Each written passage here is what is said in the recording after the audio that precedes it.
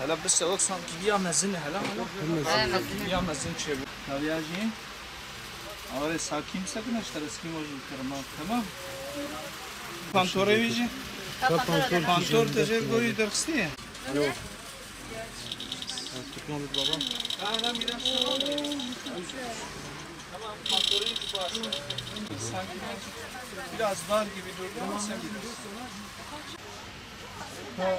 Yusuf ver Yusuf. Kalkın şu bir. İyi midir bu? Beğendin mi?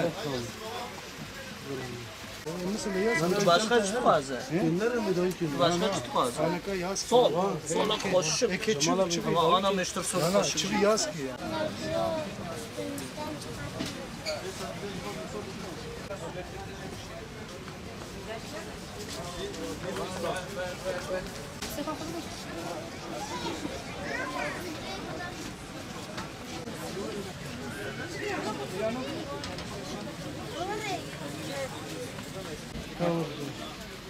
Çabuk baş.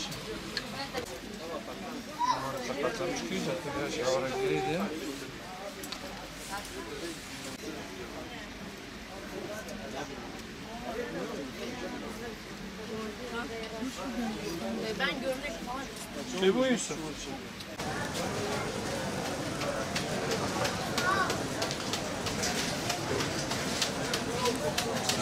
Umut Kervanı olarak yetim ve muhtaçlara bayram olsun sloganıyla yola çıktık ve yetimlerimizi bugün inşallah bayramlıklarını almak için çarşıya çıktık ve hayırseverlerimizin bize göndermiş oldukları yardımlarla yetim kardeşlerimizin mutluluklarına ortak olduk. Evet, bu yetim kardeşlerimizin mutluluklarına ortak olan bütün hayırseverlerimizden Rabbim razı olsun. Müteşekkiriz kendilerinden. Bu çocukların mutluluklarına bizler de bu hayırseverlerimiz aracılığıyla ortak olduk ve bu çocukların mutluluklarını gözlerinden okuduk. Bu çocukların bu bayramda mutluluk ve neşe içerisinde kendilerini annesi babası olan diğer çocuklardan daha farklı görmemelerini sağlamaya gayret gösterdik ve Allah'ın izniyle sevdikleri, beğendikleri elbiseleri ve ayakkabıları hayırseverlerimiz aracılığıyla kendilerine almış bulunduk.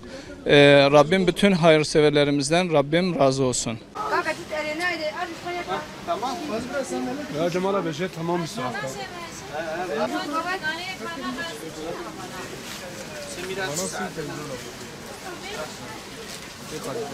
O çava yakışıklıyor. Biraz sol